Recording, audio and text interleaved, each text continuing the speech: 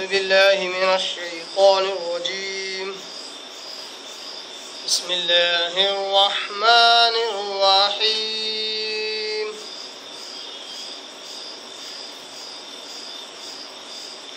قالت رب أنى يكون لي ولد ولم يمسسني بشر قال كذلك الله يخلق ما يشاء إذا قضى أمرا فإنما يقول له كن فيكون صدق الله العظيم نحمده ونصلي على رسوله الكريم اما بعد تمام قسم کے حمد و ثنا تعریف کبریائی بڑائی اسے اللہ وحدہ لا شریک کے لیے لائق اور زیبا ہے جو ساری کائنات کا خالق مالک میرا اور آپ کا مربی ہے اسے اللہ کے لیے ساری تعریفیں ہیں جو غفور ہے غفار ہے کریم ہے ستار ہے بعد اس کے آپ کے میرے آقا دو جہاں کے سردار الانبیاء پر کروڑا کروڑ انگنت بے شمار درود و سلام صلی اللہ علی محمد وآلہ وسلم۔ قابل احترام بزرگوں، عزیز دوستوں، نوجوان ساتھیوں، اللہ اور اس کے رسول سے محبت کرنے والے دیوانوں، قرآن مجید کی ایک آیت کی میں نے تلاوت کی ہے۔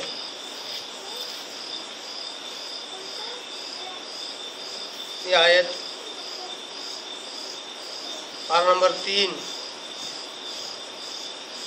سورہ آل عمران سورہ نمبر 3 اس کے رکو نمبر 5 کی آیت ہے، آیت نمبر 47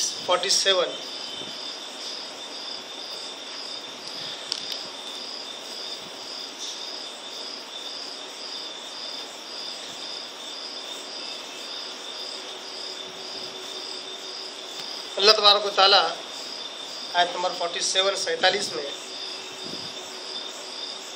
مریم علیہ السلام ہی کا ہی تذکرہ کرتا ہے۔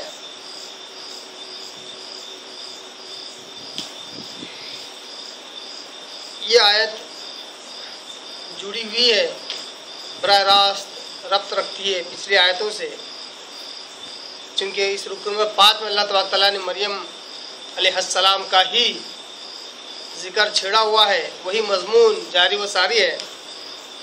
تو یہ پچھلی 1 یا 2 آیتیں ہم دیکھ لیتے ہیں تاکہ ہم اس آیت کو سمجھ سکیں۔ آیت نمبر 46 کے اندر اللہ تبارک تعالیٰ کہتا ہے، 45 اور 46 کے اندر اِذْ قَالَتِ الْمَلَائِكَةُ يَا مَرْيَمُ إِنَّ اللَّهَ يُبَشِّرُكِ بِكَلِمَةٍ مِّنْهُ۔ یاد کرو اس وقت کو جب کہ فرشتوں نے کہا، اے مریم بے شک اللہ تمہیں بشارت دیتا ہے ایک کلمے کی جو اس کی طرف سے ہوگا۔ کون ہے وہ کلمہ؟ اسمہ، اس کلمے کا نام ہوگا المسیح عیسی ابن مریم، المسیح، اور اس کا نام ہوگا عیسیٰ۔ المسیح تو صفت ہے اور وہ ہوں گے العیسیٰ، عیسیٰ ان کا نام ہوگا، اور منسوب کس طرف کیے جائیں گے؟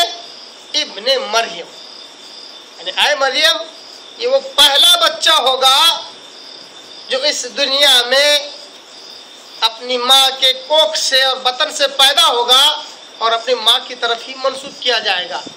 اس کا نام ہوگا عیسیٰ ابن مریم، وہ مسیح ہوگا۔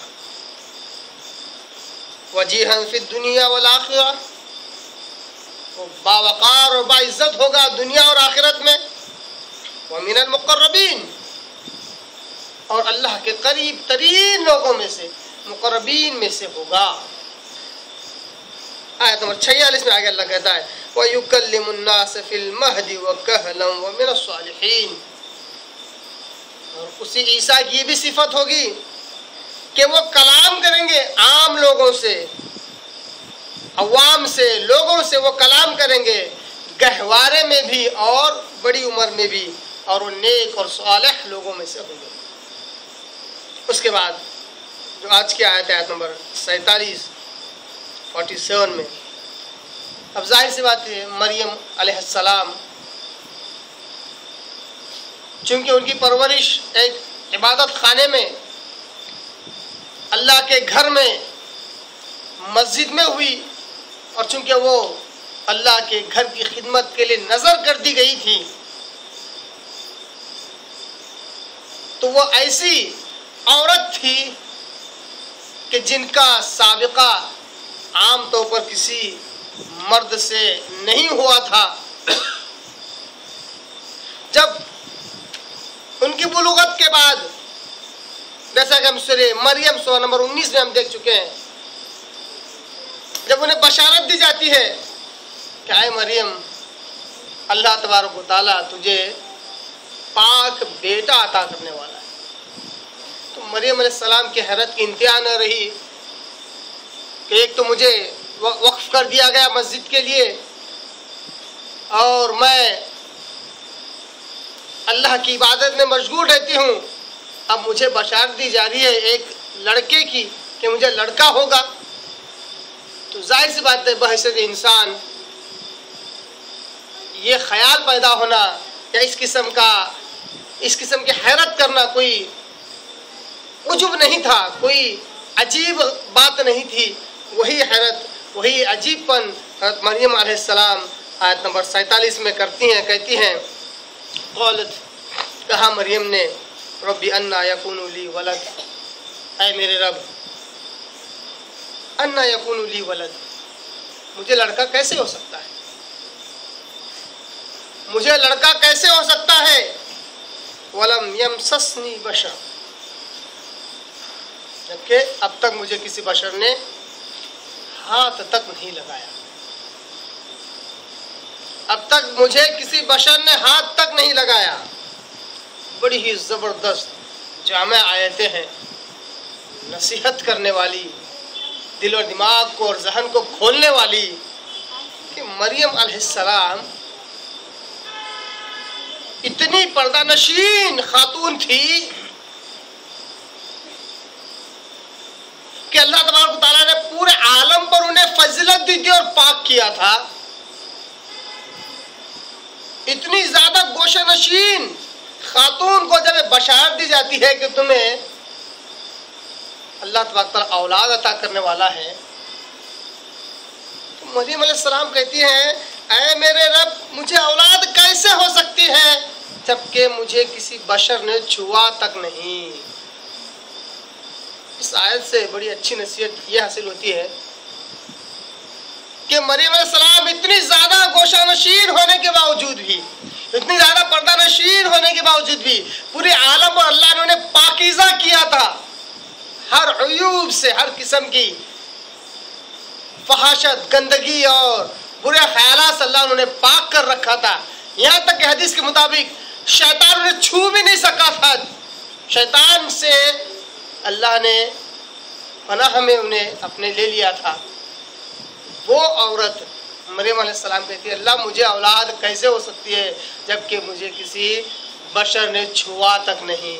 معلوم ہوا کہ یہی کامن سینس ہے، یہی عام فہمی ہے کہ انسان اپنے عام حالات کو دیکھتے ہوئے عام فہمی رکھے، کامن سینس رکھے۔ اس آیت کے ٹکڑے سے مسلم معاشرے کو، بالخصوص ان لوگوں کو جو گھر کے سربراہ ہیں، والدین ہیں، ماں باپ، وہ اپنے بچوں کے تعلق سے ہوش کے ناخن لینا چاہیے کہ وہ بڑے ہوتے جاتے ہیں، بلوغت کو پہنچتے رہتے ہیں، تب بھی ان کے تعلق سے یہ گمان رکھا جاتا ہے کہ ہماری بچی ابھی بہت چھوٹی ہے، ہمارا بیٹا ابھی بہت چھوٹا ہے، جبکہ قدرتی اعتبار سے، فطری اعتبار سے انہیں یہ ذہن آتا رہتا ہے کہ بچہ کیسے پیدا ہوتا ہے۔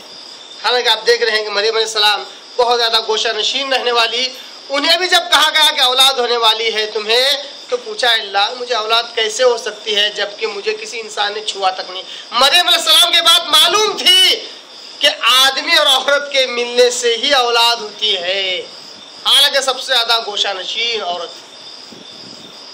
یہ ہے کامن سینس۔ تو اس आयत के टुकड़े से हमें ये नसीहत हासिल करनी चाहिए कि हम अपने बच्चों को छोटे न समझें, भोले भाले न समझें। उनको पड़ोस में भेजते हैं, दोस्त अहबाब में भेजते हैं, कहते बहुत छोटी बच्ची है, अभी उसको कुछ नहीं समझता।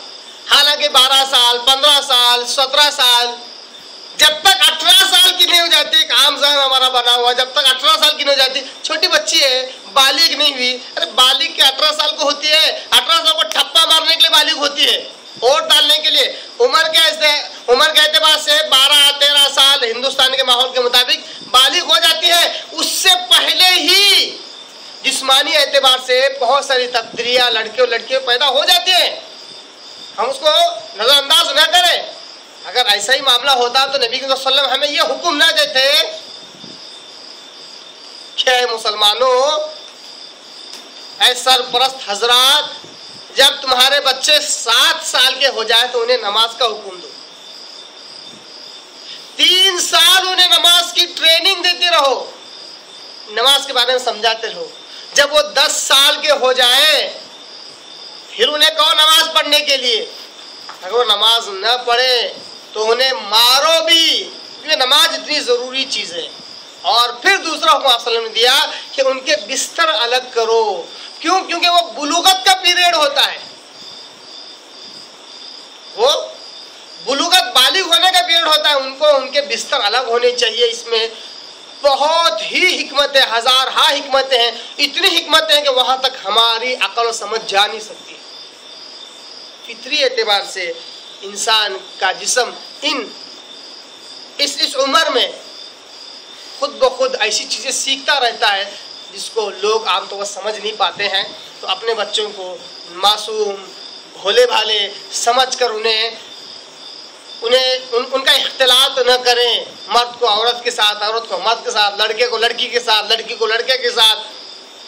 रात में पड़ोस के घर में रात में बच्चा सो गया, सुबह आया, लड़की जो है पड़ोस के पास गई थी, फला के पास गई थी, खाला के पास, नानी के पास, रिश्तेदार के पास भी गई थी, रात में सो गई। हो सकता है गैर महरम भी आ रहे जा रहे हो। इसका ख्याल सरपरस्त हजरत को रखना पड़ता है।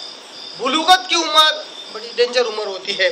तो मैं इस आयत से असल जो मकसद मेरा समझाना वो यही है कि मरियम अलैहिस्सलाम ने ये बात कही कि अल्लाह मेरा मुझे औलाद कैसे हो सकती है जबकि मुझे किसी बशर ने छुआ तक नहीं है। मतलब मालूम हुआ कि सबसे ज़्यादा गोशा नशीन रहने वाली खातून मरियम अलैहिस्सलाम वो कहती हैं कि आदमी और औरत मिलते हैं तो औलाद होती है। मुझे तो अब तक किसी बशर ने छुआ तक नहीं, क्या है, मुजामत और मुबाशरत तो बहुत दूर की बात है, फिर मुझे औलाद कैसे हो सकती है। दूसरी बात इससे ये भी मालूम हुई कि मरियम अलैहिस्सलाम का ये जुमला दो चीज़ों को रद्द करता है। मरियम अलैहिस्सलाम ने ये नहीं कहा कि वलम यमससनी रजुल, मुझे अब तक किसी मर्द ने नहीं छुआ है, ऐसा नहीं कहा। वलम यमससनी बशर, मुझे अब तक किसी बशर ने, इंसान ने नहीं छुआ है। हालांकि गालिब गुमान और इशारा मर्द ही की तरफ है, मगर आजकल का माहौल जिस तरह देखा जा रहा है तो इस आयत से ये भी हमें नसीहत हासिल करनी पड़ेगी कि आज मर्द से शादी करने का जवाज दिया जा रहा है, औरत का शादी करने का जवाज दिया जा रहा है। इसको होमो सेक्सुअलिटी का नाम दिया जा रहा है, इसको जायज़ करार दिया जा रहा है। यहाँ तक कि बाकायदा इनका जो निकाह होता है उसको निकाह करार दिया जा रहा है। कोर्ट से ऐसे ऑर्डर निकलते हैं ताकि पॉपुलेशन पर कंट्रोल आए। जब ऐसी चीज़ें परवान चढ़ती हैं माशरे में तो अल्लाह अकबर, मर्द से मुबाशरत करने में शर्म नहीं करता, औरत से मुबाशरत करने में और मुजामत करने में शर्म नहीं करती है। मरियम अलैहिस्सलाम ने लफ्ज़ इस्तेमाल करके कह दिया कि मैं इन दोनों चीज़ों से पाक हूँ, मेरी तरफ न कोई औरत आई न कोई मर्द आया। वलम यमससनी बशर, के मुझे अब तक किसी बशर ने छुआ तक नहीं। इससे मालूम हुआ कि जहाँ जिना मर्द और औरत के करने को कहते हैं वह मर्द करे तो भी जिना है और औरत करे तो भी जिना है। इसीलिए नबी सल्लल्लाहु अलैहि वसल्लम ने एक चादर में 2 मर्दों को सोने से मना किया और एक चादर में 2 औरतों को सोने से आप सल्लल्लाहु अलैहि वसल्लम ने मना किया। बुखारी मुस्लिम वगैरह की हदीसों में बहुत हिकमतें हैं। इसमें आगे قال كذلك الله يخلق ما يشاء. جب مریم علیہ السلام نے یہ اعتراض، یہ کیا کہتی ہے، یہ اشکال پیش کیا کہ اللہ مجھے اولاد کیسے ہو سکتی جبکہ مجھے کسی آدمی نے اب تک چھوا تک نہیں ہے، تو فرشتے نے کہا، وہ فرشتے کون ہیں؟ سورہ مریم کی آیت سے ہمیں معلوم ہوگا، انشاءاللہ اس آیتوں کو واپس لے لیں گے. تو حضرت جبرائیل علیہ السلام کہتے ہیں کذالک، ہاں تم تو بالکل صحیح کہہ رہی ہو، تم تو بالکل صحیح کہہ رہی ہو کہ ذریعے ظاہری ذرائع کے مطابق اولاد کے پیدا ہونے کے لیے مرد اور عورت کا اختلاط، مرد عورت کا خلط ملط ہونا اور ملنا یہ ضروری ہے. تو تمہارا یہ اشکال بیان کرنا یہ بھی درست ہے، مگر اللہ یخلق ما یشاء، اللہ پیدا کرتا ہے جو وہ چاہے. وجہ کیا ہے؟ اذا قضى امرا، جب اللہ تبارک تعالیٰ فیصلہ کرتا ہے کسی کام کا، فانما یقول له کن فیکون، تو اس چیز کو، اس کام کو کہہ دیتا ہے ہو جا، وہ چیز ہو جاتی ہے. معلوم ہوا ہے کہ جہاں اللہ تبارک تعالیٰ اس دنیا کو دارالاسباب بنایا، وہیں پر اللہ تبارک تعالیٰ اگر کوئی کام کرنا چاہتا ہے تو کہتا ہے لفظ کن سے ہو جا، تو وہ چیز ہو جاتی ہے بغیر کسی ذریعے اور اسباب کے. فرشتے نے کہا کہ اے مریم، کیا تم اس بات پہ یقین نہیں رکھتے کہ اللہ چاہتا ہے تو جو چاہے وہ کام کر گزرے، وہ اپنی مرضی کا مالک ہے. یہاں پر لفظ اللہ نے استعمال کیا اذا قضا، جب اللہ تبارک تعالیٰ کسی کام کا فیصلہ کرتا ہے، لفظ کا استعمال کیا اللہ نے. جب اللہ تبارک تعالیٰ کسی کام کا فیصلہ کرتا ہے تو کہتا ہے کہ ہو جا، تو وہ چیز ہو جاتی ہے. حالانکہ سورہ یاسین میں اور دوسرے مقامات پر اللہ نے کہا وَإِذَا أَرَادَ امرا یقول له کن فیکون، جب اللہ تبارک تعالیٰ کسی کام کا ارادہ کرتا ہے تو کہتا ہے ہو جا، تو چیز ہو جاتی ہے. تو وہاں اذا اراد شیئا کا لفظ آیا، یہاں پر قضا کا لفظ آیا. اذا قضا امرا، جب اللہ تبارک تعالیٰ کسی کام کا فیصلہ کر دیتا ہے یا فیصلہ کرنا چاہتا ہے تو کہتا ہے ہو جاتی، وہ چیز ہو جاتی ہے. اشارہ ہے حضرت عیسیٰ علیہ السلام کی طرف کہ ان کے تعلق سے یہ پہلے ہی سے فیصلہ ہو چکا تھا کہ عیسیٰ علیہ السلام بغیر باپ کے مریم علیہ السلام کے بطن سے پیدا ہوں گے، معجزاتی طور پر، خرق عادت کے خلاف، غیر معمولی طور پر اللہ تبارک تعالیٰ عیسیٰ علیہ السلام اس دنیا میں پیدا کرے گا بغیر باپ کے. اس لیے قضاء کا لفظ اللہ نے استعمال کیا کہ اللہ تبارک تعالیٰ نے تو فیصلہ کر دیا ہے، اور جب وہ کسی کام کا فیصلہ کرتا ہے تو کہتا ہے کہ ہو جاتا، وہ چیز ہو جاتی ہے. انہی آیتوں کو سمجھنے کے لیے آئیے ہم سورہ مریم کی آیتیں دیکھتے ہیں، جو الحمدللہ ماشاءاللہ بہت ہی تفصیل کے ساتھ اللہ تبارک تعالیٰ اسی بات کو بیان کرتا ہے. سورہ مریم سورہ نمبر 19، چونکہ ہم بارہا سورہ آل عمران کی آیتوں کو سمجھنے کے لیے بابا سورہ مریم کی آیتیں اس کے ساتھ ہی ساتھ ہم جوڑ لے رہے ہیں اور سمجھنے کی کوشش کر رہے ہیں، کیونکہ یہ بہت زیادہ وضاحت ہمیں سورہ مریم میں ملتی ہے. سورہ مریم سورہ نمبر 19 پارہ نمبر 16 کا یہ سورہ ہے، اس کے اندر یہ آیتیں ہیں.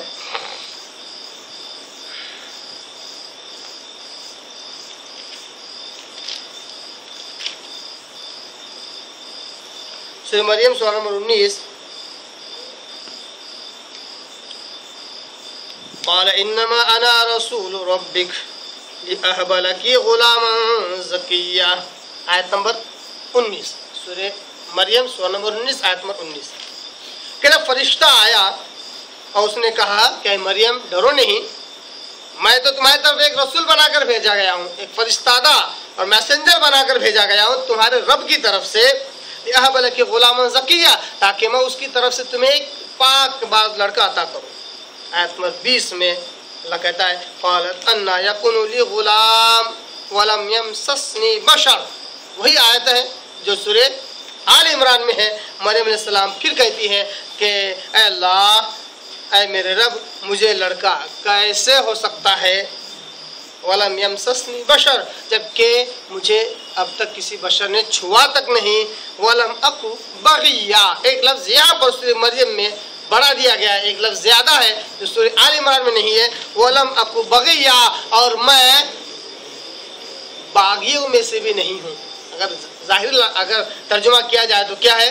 مریم السلام کہتی ہیں مجھے اب تک کسی بادشاہ نے چھوا تک نہیں، مطلب کوئی آدمی اب تک میری طرف آیا نہیں ہے اس کام کے لیے، وَلَمْ أَكُ بَغِيًّا، اور نہ ہی میں گنہگار اور فاحشہ ہوں کہ کسی کی طرف میں گئی ہوں یا میری طرف سے اس قسم کی کوئی سبقت ہوئی ہو، ایسا بھی نہیں ہوا ہے۔ وَلَمْ أَكُ بَغِيًّا، میں فاحشہ نہیں ہوں، میں گنہگار نہیں ہوں، میں نافرمان نہیں ہوں، میں حدود کو پھلانگنے والی نہیں ہوں۔ یہ بھی بڑا اچھا ترجمہ ہے، وَلَمْ أَكُ بَغِيًّا، یعنی میں حدود کو پھلانگنے والی نہیں ہوں۔ آیت نمبر 21 میں قال کذالک، فرشتہ مریم علیہ السلام کے اس بات کو سن کر کہتا ہے کہ بالکل درست کہتی ہو، کذالک، ہاں صحیح ہے، تمہارا اشکال بھی صحیح ہے کہ اب تک تمہیں کسی انسان نے چھوا تک نہیں اور تم نافرمانوں میں سے بھی نہیں ہو، پھر بھی حالانکہ کوئی ذریعہ موجود نہیں ہے پھر بھی قال ربک هو علی ہین، فرشتہ کہتا ہے، جبرائیل امین جبرائیل علیہ السلام کہتے ہیں کہ سن لے مریم، تمہارا رب کہتا ہے قال ربک هو علی ہین، کہتا ہے کہ یہ کام مجھ پر بڑا آسان ہے، یہ کام مجھ پر بڑا آسان ہے، بغیر کسی ذریعے کے تجھے اولاد دے، تمہارا رب کہتا ہے کہ یہ کام اس پر بہت آسان ہے، کوئی مشکل کام نہیں ہے۔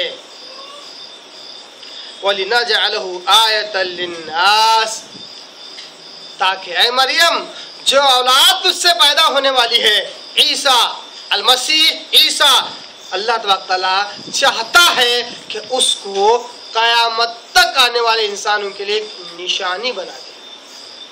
وَلِنَجْعَلَهُ آیَةً لِلنَّاسِ، تاکہ لوگوں کے لیے اس کو ایک عبرت کی چیز اور نشانی بنا دے، کیونکہ اللہ یخلق ما یشاء، اللہ پیدا کرتا ہے جو وہ چاہے، اللہ اس کو ثابت کرنا چاہتا ہے۔ ثابت سے مراد لوگوں کے آگے اس کی دلیل رکھنا چاہتا ہے کہ اللہ پیدا کرتا ہے وہ جو چاہے۔ کیوں کہا اللہ نے اس طرح وَلِنَجْعَلَهُ آیَةً لِلنَّاسِ، تاکہ لوگوں کے لیے ایک نشانی بنا دے۔ نشانی کیوں؟ کیونکہ اللہ تبارک تعالیٰ نے انسانوں کی جو تخلیق کی اس کے 4 مراحل ہیں یا 4 ٹائپس ہیں، 4 قسم کے اللہ تبارک تعالیٰ نے انسان پیدا کیے، 4 طریقوں سے اللہ تبارک تعالیٰ نے انسان کو پیدا کیا۔ سب سے پہلے نہ مرد تھا نہ عورت تھی، یعنی بنا کسی مرد عورت کے ایک انسان کو پیدا کیا، وہ حضرت آدم علیہ السلام، نہ مرد تھا نہ عورت تھی۔ اس کے بعد صرف ایک مرد سے ایک عورت کو پیدا کیا، ایک مرد تھے صرف اس سے ایک عورت کو پیدا کیا، حضرت حوا علیہ السلام، حوا علیہ السلام، آدم علیہ السلام کی فصلی سے اللہ تبارک تعالیٰ نے حوا علیہ السلام کو پیدا کیا، ایک مرد سے ایک عورت، نہ مرد تھا نہ عورت تھی، ایک انسان پیدا ہوئے، صرف ایک مرد سے ایک عورت کو اللہ نے پیدا کیا۔ تیسرے نمبر پر مرد اور عورت سے بہت سارے انسان پیدا کیے جو کہ ظاہری ذریعہ اور سبب بنا انسانوں کی تخلیق کا۔ مرد اور عورت کے اختلاط سے انسان پیدا ہوتا ہے۔ اب صرف بچا ہوا ایک طریقہ تھا، ایک الٹرنیٹ تھا، الٹرنیٹ سمجھتے ہیں نا، متبادل چیزیں، مطلب آپشنس، ٹائپس اس کو کہتے ہیں، قسمیں، بغیر مرد اور عورت کے آدم علیہ السلام، ایک مرد سے عورت کا پیدا کرنا، مرد اور عورت سے انسانوں کا پیدا کرنا، اب ایک آپشن بچا ہوا تھا، ایک عورت سے مرد کا پیدا کرنا یا انسان کا پیدا کرنا، ایک عورت سے صرف۔ وہ ہے چوتھی نشانی جو اللہ تبارک تعالیٰ قیامت تک انسانوں کے لیے رکھنا چاہتا تھا۔ تو اللہ کہتا ہے اے مریم تو ایک عورت ہے، تجھ سے اللہ تعالیٰ ایک انسان پیدا کرنا چاہتا ہے، ایک مرد پیدا کرنا چاہتا ہے، وہ ہے عیسیٰ علیہ السلام جو تیری طرف منسوب ہوگا۔ وَلِنَجْعَلَهُ آیَةً لِلنَّاسِ، تاکہ ہم اسے ایک نشانی بنا دیں قیامت تک کے آنے والے انسانوں کے لیے، وَرَحْمَةً مِنَّا، اور تاکہ ہم اس عیسیٰ کو ہماری طرف سے رحمت بنائیں، تیرے لیے بھی پوری دنیا والوں کے لیے بھی۔ وَكَانَ أَمْرًا مَقْضِيًّا، اے مریم تیرا پریشان ہونا بے فائدہ ہے، تیرا اشکال پیش کرنا بے فائدہ ہے، تیرا حیرت کرنا بے فائدہ ہے۔ وَكَانَ أَمْرًا مَقْضِيًّا، کیونکہ یہ کام فیصل ہو چکا ہے، یہ کام طے ہو چکا ہے، اس کا فیصلہ ہو چکا ہے کہ اللہ تبارک تعالیٰ تیرے بطن سے عیسیٰ علیہ السلام کو پیدا کرے گا جو بغیر باپ کے پیدا ہوں گے۔ آیت نمبر 21 مکمل ہوئی۔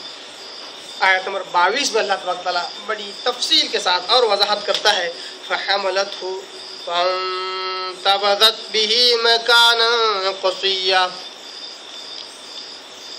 جیسا کہ اوپر کے آیتوں ہم نے دیکھا ہے، جب مریم علیہ السلام اپنے لوگوں سے کنارہ کش ہوتی ہیں، پردہ ڈال لیتی ہیں، فرشتہ آتا ہے، مریم علیہ السلام کے گریباں میں پھونک مارتا ہے اللہ کے حکم سے، جس کے ذریعے سے اللہ کا وہ کلمہ لفظ کن مریم تک پہنچتا ہے، جس سے مریم علیہ السلام حاملہ ہوتی ہے۔ مریم علیہ السلام حاملہ ہوتی ہیں بغیر کسی ذریعے اور سبب کے۔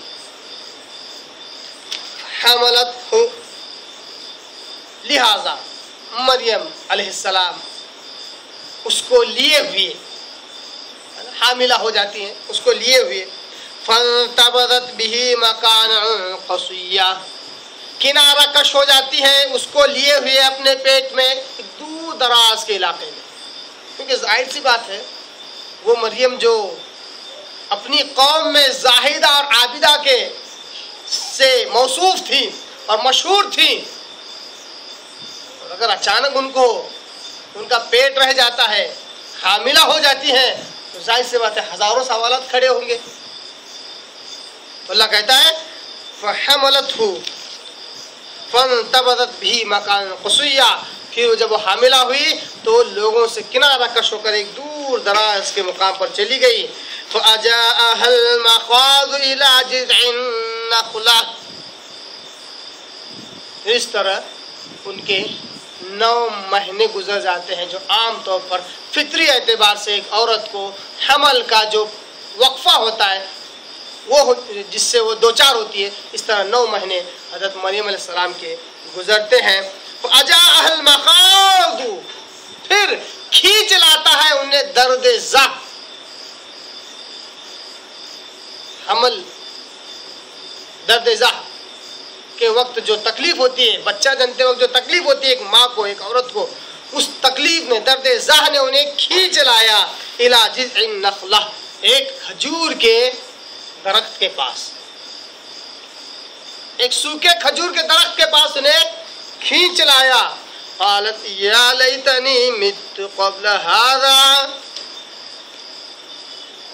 بہت زیادہ تکلیف ہو رہی تھی، تو ظاہر سی بات ہے یہ تکلیف وہی سمجھ سکتی ہے جو ماں بنی ہو، اس وقت جو تکلیف ہوتی ہے وہ بالکل جان کنی کا سا وقت ہوتا ہے، ایسی تکلیف مریم علیہ السلام کو ہوتی ہے۔ وہ کہتی ہے کہ یا لیتنی، افسوس، مت قبل ھذا، کاش یہ دن آنے سے پہلے میں مر کیوں نہ گئی، وکنت نسیا منسیا، اور میں بھولی بسری کیوں نہ ہو گئی، کاش، افسوس، ہلاکت ہو میرے لیے، یہ وقت آنے سے پہلے میں مر کیوں نہ گئی اور لوگوں کی دماغوں سے میں بھولی بسری کیوں نہ ہو گئی، بھولی بسری ہو جاتی تو کتنا اچھا ہوتا۔ ایک تو پہلی بات، ہر عورت جب اس دور سے گزرتی ہے تو وہ یہی سوچتی ہے یہ تکلیف نہ ہوتی اور میں مر جاتی تو بہت اچھا ہوتا۔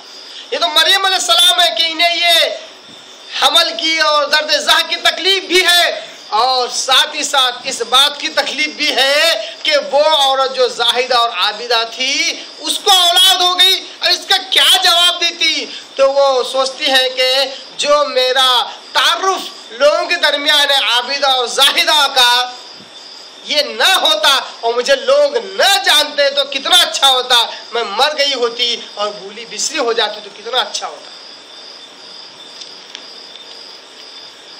آیت نمبر 24 میں فَنَادَى مِن تَحْتِهَا، مریم علیہ السلام کے نیچے سے آواز آئی، فرشتے نے آواز دی، اللہ تحزنی، غم نہ کر، قد جعل ربک تحتک سریا، کہ بے شک تیرے رب نے تیرے قدموں کے پاس ایک نہر بہا دی ہے، ایک جھرنا بہا دیا اللہ تبارک تعالیٰ نے، ایک چشمہ اللہ تبارک تعالیٰ نے بہا دیا ہے۔ آیت نمبر 25 وَهُزِّي إِلَيْكِ بِجِذْعِ النَّخْلَةِ، اپنی طرف اس کھجور کی ٹہنی کو پکڑ اور ہلا اس کو۔ وَهُزِّي إِلَيْكِ، اپنی طرف اس ٹہنی کو پکڑ اور ہلا، بِجِذْعِ النَّخْلَةِ تُسَاقِطْ عَلَيْكِ رُطْبًا جَنِيًّا، تو اس میں سے پکے ہوئے تر و تازہ کھجور تیری طرف جھڑنا شروع ہو جائیں گے۔ حالانکہ کھجور کا جو درخت تھا وہ سوکھا تھا، وہ اللہ تبارک انتظام قدرتی اعتبار سے غیر معمولی طریقے سے معجزاتی طور پر کرامتی طور پر اللہ تبارک نے اس طرح انتظام کر دیا کہ اس وقت میں اللہ تبارک تعالیٰ نے جب حمل ہو گیا، ولادت ہو گئی، تو اللہ تبارک تعالیٰ نے کہا کہ اللہ نے تیرے قدموں کے پاس ایک چشمہ بہا دیا ہے، تو کھجور کی ٹہنی کو پکڑ اور اس کو جھاڑ اپنی طرف کھینچ، تو تیری طرف تر و تازہ کھجور جھڑ پڑیں گے، گریں گے۔ آیت نمبر 26 میں وَكُلِي، تر و تازہ چشمے کا پانی پی اور کھجوریں کھا، وَاشْرِبِي، اور پانی پی، وَقَرِّ عَيْنًا، اور اپنی آنکھ کی ٹھنڈک بنا لے۔ وَقَرِّ عَيْنًا، اپنے آنکھوں کو ٹھنڈا کر اپنے اولاد کو دیکھ کر۔ ظاہر سی بات ہے چاہے کچھ بھی ہو، اولاد ہوئی ہے تو اس اولاد کو جو بڑی تکلیف سے اس دنیا میں آتی ہے، ہر ماں اس کو دیکھ کر خوش ہوتی ہے، آنکھوں کی ٹھنڈک محسوس کرتی ہے۔ وہ قرۃ عین، اپنی اولاد کو دیکھ کر، عیسیٰ علیہ السلام کو دیکھ کر اپنے آنکھوں کو ٹھنڈا کر۔ فَإِمَّا تَرَيِنَّ مِنَ الْبَشَرِ أَحَدًا، اور جب تو دیکھے کہ کوئی بشر تیرے قریب آ رہا ہے، کیونکہ حالانکہ عام لوگوں کے سے بہت دور کے علاقے میں وہاں پر گئی ہوئی تھی، ہے نا، بہت دور کے علاقے میں گئی ہوئی تھی، اللہ تعالیٰ نے وہاں پر ان کے انتظام کر دیا۔ اگر اس علاقے میں بھی اگر کوئی شخص، اے مریم تمہاری طرف اگر کوئی آئے، اگر آتا ہوا دکھے، فَقُولِي، تو اس سے کہنا اِنِّي نَذَرْتُ لِلرَّحْمَٰنِ صَوْمًا، کہنا کہ میں نے رحمان کے لیے روزے کی نظر مانی ہے، میں نے روزہ رکھا ہے۔ فَلَنْ أُكَلِّمَ الْيَوْمَ إِنسِيًّا، میں آج کے دن کسی انسان سے بات نہیں کر سکتی۔ اس وقت کی شریعت میں، مریم علیہ السلام کی شریعت میں، روزہ رکھنے میں جہاں کھانے پینے سے پرہیز تھا، وہاں بولنے سے پرہیز تھا۔ بولنا بھی اگر بول دیتے تو روزہ ٹوٹ جاتا، اس وقت کی شریعت میں تھا۔ شریعت محمدیہ میں یہ معاملہ نہیں ہے۔ شریعت محمدیہ کے روزے میں 3 شرطیں ہیں: کھانا پینا اور بیوی سے پرہیز، 3 چیزوں کا نام روزہ ہے۔ اس وقت کے اس میں بات نہ کرنا یہ بھی روزے میں تھا، تو کہتی ہے فقولی انی نذرت للرحمن صوما فلن اکلم اليوم انسیا، اگر کسی انسان کو تم اپنی طرف آتا ہوا دیکھو تو کہنا کہ میں نے رحمان کے لیے روزے کی نظر مانی ہے، میں آج کسی بھی انسان سے بات نہیں کر سکتی۔ فاتت به قومها تحمله، جب سارے معاملات ٹھیک ہو گئے، بچے کو گود میں اٹھایا، فاتت به قومها، اپنی قوم کی طرف آئی، اپنی قوم کی طرف آئی۔ ایک بڑی اور عجیب و غریب بات یاد آتی ہے، جو اللہ کے مقربین ہوتے ہیں نا، ان کی آزمائش بڑی عجیب و غریب انداز سے ہوتی ہے۔ دیکھیے مریم علیہ السلام جو اپنی قوم میں، بنو اسرائیل میں زاہدہ عابدہ کے نام سے مشہور، کیونکہ نظر کر دی گئی تھی اللہ کے گھر کے لیے، جب ان کے ساتھ ایسا معاملہ ہو رہا ہے، حاملہ ہو رہی ہے، بچہ پیدا ہو رہا ہے، تو کیا جواب دیں گے اپنی قوم کو؟ بہرحال کسی طرح اس ماحول سے نکل کر دور دراز کے علاقے میں چلی جاتی ہے۔ جب بچہ ہو جاتا ہے تب بھی انہیں الہام یا حکم یہی ہوتا ہے کہ اپنی قوم کی طرف جاؤ، یعنی جس چیز سے بچ کر بھاگ رہے تھے واپس انہی کی طرف جانا پڑتا ہے۔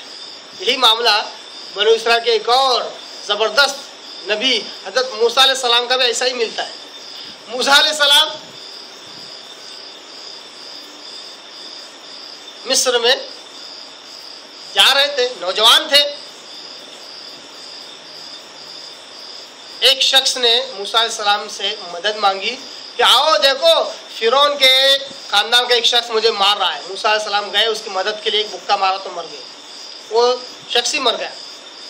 اب کسی نے آواز دیا ہے موسیٰ تجھے تو فرعون تلاش کر رہا ہے, اب فرعون تجھے پکڑنے والا ہے. موسیٰ علیہ السلام ڈرے, بھاگے, وہاں سے دور دراز علاقے کی طرف بھاگے.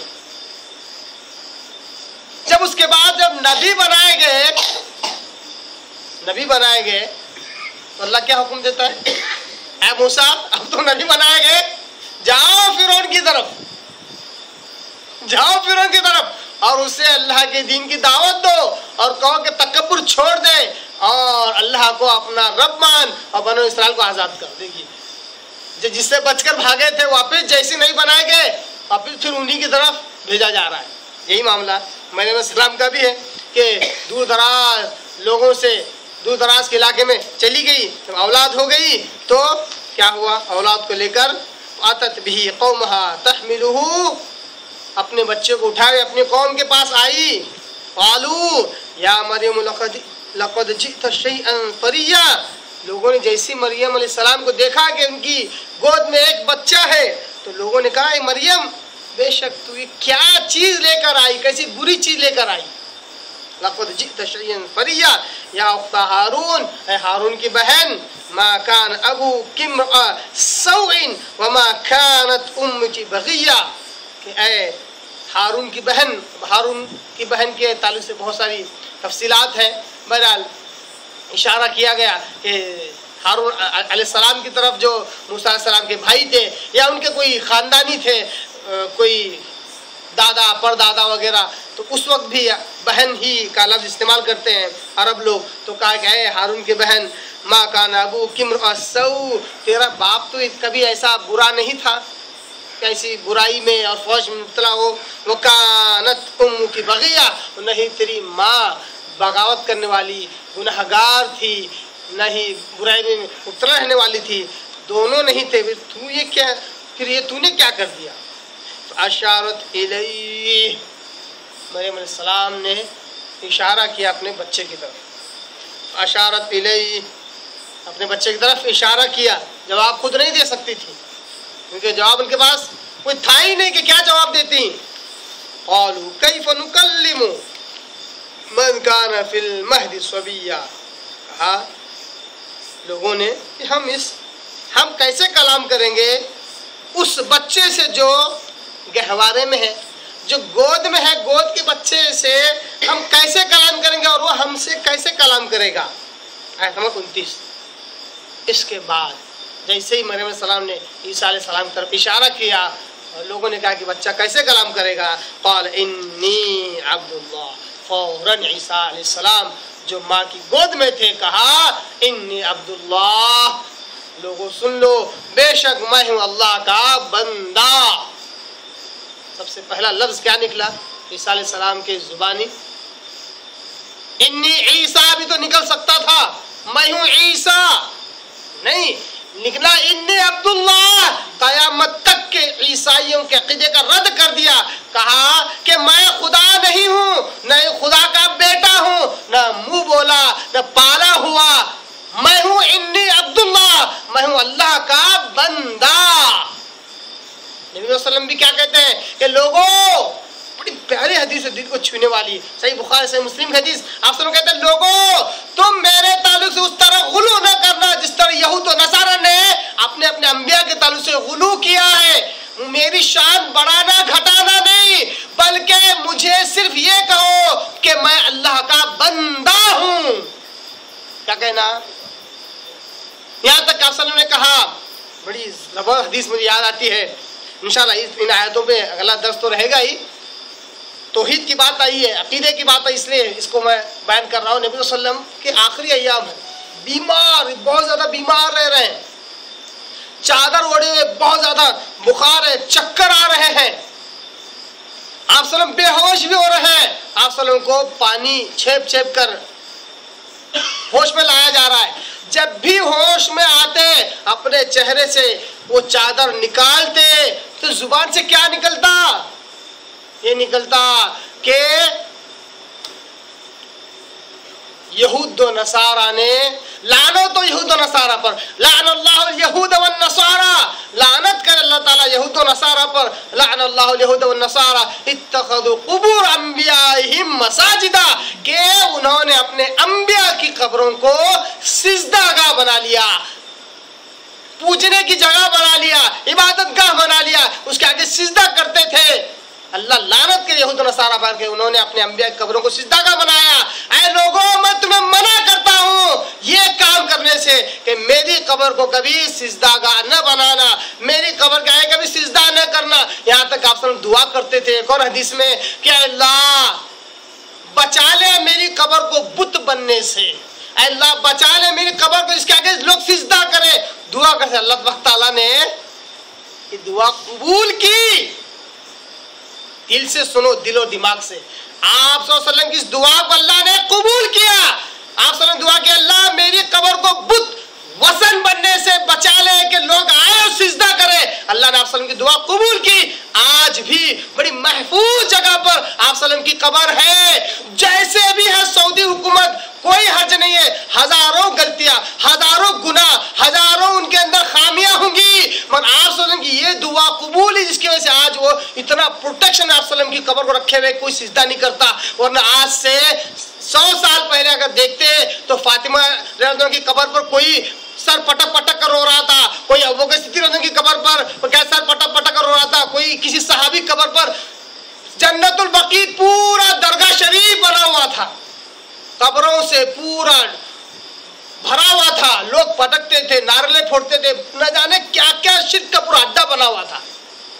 अल्लाह ने तौफीक दिया एक शख्स को, सारे शिर्क के अड्डों को मिसमार कर दिया गया और आप वसल्लम की कब्र को बिल्कुल जाली के अंदर महफूज कर दिया गया। और आज भी हमने जो देखा है, जो सुना, जो हाजी हजरात गए, वो बोलते हैं कि अगर कोई शख्स जाली को हाथ लगा कर भी, अब मुसलमानों को आदत हो गई है, गाड़ी में जाते रहते हैं, दरगाह दिखा तो सलाम अलैकुम बाबा इशारे से करते हैं। सब हिंदू लोग करते हैं नमस्कार, वैसा मुसलमान भी करते। वहां पे भी आदत है, जाली को हाथ लगाए चूमते, फौरन उसको दूर कर देते, ये भी नहीं करने देते। क्यों? आसन की दुआ है, अल्लाह मेरी कब्र को बुत न बना। बुत कहते किसको है? इसके आगे सिजदा किया जाए, रोया जाए, गिड़गिड़ा जाए, मदद मांगी जाए। आप सब ने दुआ की तो अल्लाह ने महफूज कर दिया। बोलने का मकसद ये है कि ईसा अलैहिस्सलाम ने भी यही कहा कि लोगों, मैं अल्लाह नहीं हूँ, मैं खुदा नहीं हूँ, नहीं खुदा का बेटा हूँ, मैं हूँ इन्नी अब्दुल्लाह, मैं हूँ अल्लाह का बंदा। इन्नी अब्दुल्लाह आतानियल किताब व जअलनी नबिय्या, अल्लाह ने मुझे किताब दी और मुझे नबी बनाया। ये थी सूरह मरियम की आयत नंबर 30।